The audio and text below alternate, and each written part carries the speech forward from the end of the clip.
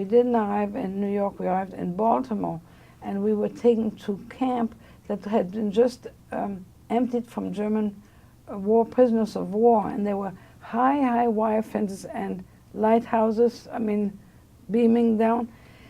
And all the women and girls were terrified. What happened to their men? Nobody told us. They ended up coming next door behind the wires, and they cross-examined me for my mother for hours, the FBI.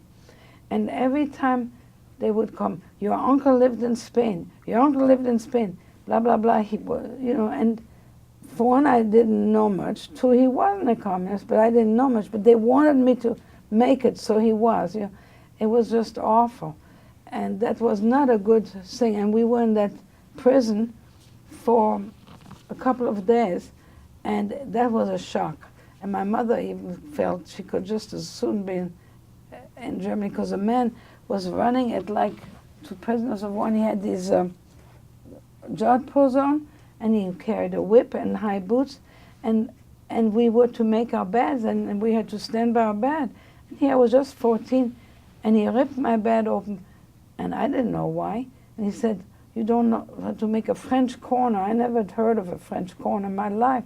And it was very unpleasant. We have cafeteria style, and we had bathrooms without doors, and nobody liked that. So it was some very unpleasant things.